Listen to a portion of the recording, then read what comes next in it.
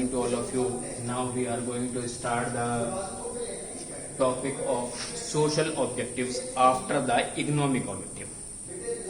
बेटा हमने कल बिजनेस स्टडी के अंदर 11th कॉमर्स स्टूडेंट्स हमने इकोनॉमिक ऑब्जेक्टिव को डिस्कस किया था। इकोनॉमिक ऑब्जेक्टिव को 3 एलिमेंट्स में डिवाइड किया था, survival, profit and growth. The next step is social objectives. बेटा हर बिजनेस को चलाने के लिए हर बिजनेसमैन के लिए इन तीनों ऑब्जेक्टिव्स का फुलफिल होना बहुत जरूरी है, तभी हम किसी भी बिजनेस को इकोनॉमिकली स्ट्रांग मानते हैं, तभी हम इस पॉइंट से कैपेबल बनते हैं कि हम अपनी कंट्री की नेशनल इकोनॉमी के अंदर कंट्रीब्यूट कर सकें, उसके अंदर ग्रोथ रेट को इंक्रीज कर सकें। तो हमारे पास जो 3 ऑब्जेक्टिव हमने डिस्कस किए थे, उन तीनों ऑब्जेक्टिव में सबसे पहला ऑब्जेक्टिव हमने डिस्कस किया है इकोनॉमिक ऑब्जेक्टिव।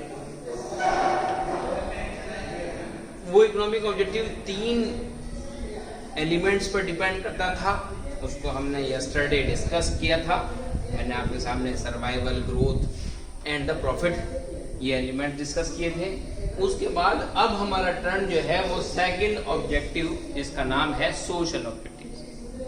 हर बिजनेस के लिए, हर बिजनेसमैन के लिए जितना इंपॉर्टेंट इकोनॉमिक ऑब्जेक्टिव है उतना ही सोशल ऑब्जेक्टिव है। हर बिजनेसमैन का सोशल होना उतना ही जरूरी है जितना उसका इकोनॉमिक होना। अब सोशल ऑब्जेक्टिव के बारे में जब हम बात करते हैं तो सोशल ऑब्जेक्टिव के अंदर हम अपने कस्टमर की डिजायर्ड प्रोडक्ट का ध्यान रखते हैं। हमारा कस्टमर हमसे क्या चाहता है, किस टाइप का प्रोडक्ट चाहता है, किस क्वालिटी का चाहता है, किस साइज और शेप का चाहता है, और उसका प्राइस क्या डिटरमाइन करता है वो अपने बजट के अकॉर्डिंग।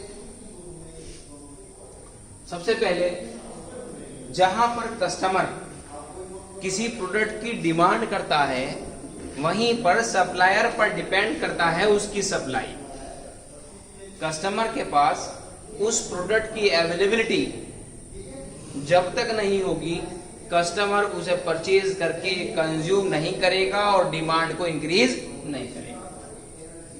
तो यहां पर सबसे पहला सोशल ऑब्जेक्टिव के अंदर जो हम पॉइंट डिस्कस करेंगे वो है supply of desired quality of the product. यानी कि वो क्वालिटी जिसको कस्टमर चाहता है, हम उस क्वालिटी का प्रोडक्ट बनाकर उसे मार्केट में डिस्ट्रीब्यूट कराएं, जिससे कस्टमर उसे इजीली परचेज करके कंज्यूम करने के बाद अपनी नीड को, अपनी जरूरत को सेटिस्फाई कर सके। तो यहाँ पे ये बात कही है कि customer prefers to buy the goods only when they are of satisfactory quality and available at reasonable price. यहाँ पर उसने कहा है कि customer prefers to buy. Customers, मैंने आप सामने पहले भी कहा था कि हमारे इंडिया के अंदर 2 टाइप के कस्टमर्स हैं, एक तो क्वांटिटी प्रीफर्ड, एक क्वालिटी प्रीफर्ड। तो जो क्वांटिटी प्रीफर्ड हैं उनके लिए प्राइस मैटर करता है, क्वालिटी मैटर नहीं करती। और कुछ हैं क्वालिटी प्रीफर्ड, उनके लिए प्राइस मैटर नहीं करता, क्वालिटी मैटर करती है। तो यहां पर उसने कहा है कि customer prefers to buy the goods only when they are of satisfactory quality and available at regional price. कि रीजनल प्राइस पर कस्टमर जो है वो चाहता है कि क्वालिटी भी थोड़ी मेंटेन रहे, उसको परचेज करने के बाद इकोनॉमिकल प्राइस पर मैं उन गुड्स को परचेज करके सेटिस्फाई हो जाऊं। And availability at reasonable price, most of the customers are quality conscious. मैंने आपके सामने ये बताया कि कुछ कस्टमर्स क्वांटिटी प्रीफर्ड हैं, कुछ क्वालिटी प्रीफर्ड हैं। जो क्वालिटी प्रीफर्ड हैं उनके लिए प्राइस मैटर नहीं करता, जो क्वांटिटी प्रीफर्ड हैं उनके लिए प्राइस मैटर करता है। इसलिए most of the customers are quality conscious, ही एक्सपेक्ट वैल्यू ऑफ मनी, उन्हें पैसे की कीमत का अंदाजा है। वो मानते हैं कि अच्छी क्वालिटी अगर हमें चाहिए, अगर हम अच्छी क्वालिटी, गुड क्वालिटी परचेज कर रहे हैं तो हमें उसके अकॉर्डिंग उसकी वैल्यू, उसकी मनी को भी देना होगा। ऐसा नहीं है कि क्वालिटी अच्छी हो और जो है मनी उसकी कम हो, ये पॉसिबल नहीं है। तो वो पर्सन फिर क्वालिटी प्रीफर्ड नहीं हुआ, बल्कि क्या हुआ, क्वांटिटी प्रीफर्ड हो गया, क्योंकि उसकी नजर में मनी की जो वैल्यू है, प्राइस जो है वो मैटर कर रहा है, उसकी नजर में क्वालिटी मैटर नहीं कर रही। तो इसलिए अगर किसी बिजनेसमैन को सोशल ऑब्जेक्टिव को पूरा करना है तो सबसे पहले जो डिजायर्ड क्वालिटी है प्रोडक्ट की उसे मेंटेन करना होगा, उसकी सप्लाई जो है वो प्रॉपर मेंटेन करनी है। सेकंड पॉइंट जो है वो हर बिजनेसमैन के लिए, अगर वो अपने नेशनल ग्रोथ के अंदर कंट्रीब्यूट करना चाहता है तो जैसे उसने supply of desired quality of product को मेंटेन किया है, उसी के साथ साथ जब वो कोई इंडस्ट्री लगाता है, कोई कंपनी एस्टेब्लिश करता है, चाहे वो प्राइवेट फर्म एस्टेब्लिश कर रहा हो, चाहे वो सोल प्रॉपर्टीशिप एस्टेब्लिश कर रहा हो, चाहे वो पार्टनरशिप फर्म एस्टेब्लिश कर रहा हो, उसकी नजर में अपनी इकोनॉमी को बैलेंस करने के लिए, अपनी इकोनॉमी को स्ट्रॉन्ग करने के लिए सबसे पहला ऑप्शन सोशली क्या है, एम्प्लॉयमेंट जनरेशन, या आप इसका दूसरा वर्ड यूज कर सकते हैं एम्प्लॉयमेंट अपॉर्चुनिटीज। हर बिजनेसमैन सोशली स्ट्रॉन्ग होना चाहता है, सोशल यानी कि इंडियन मार्केट के अंदर, अपनी उस कम्युनिटी मार्केट के अंदर अपनी रेपुटेशन बनाना चाहता है, सबसे पहले उसे एम्प्लॉयमेंट प्रोवाइड करना होगा।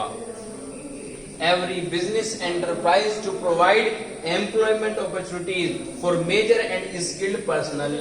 हर एक वो इंसान जो कि मेजर है, it means more than 18 years है या 18 ईयर्स है, और उसके साथ साथ वो स्किल्ड भी है, मेहनती भी है, इट मीन्स ही और she be capable according to their work, he और she be capable regarding the to maintain the quality of the product.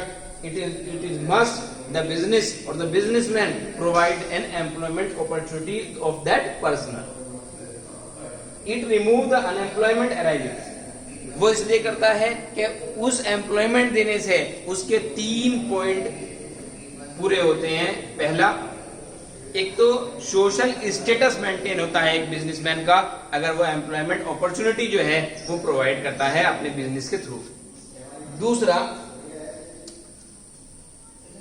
जब एम्प्लॉयमेंट प्रोवाइड हो गया तो इट मींस अनएम्प्लॉयमेंट होने की जो परसेंटेज है वो डिक्रीज हो गई।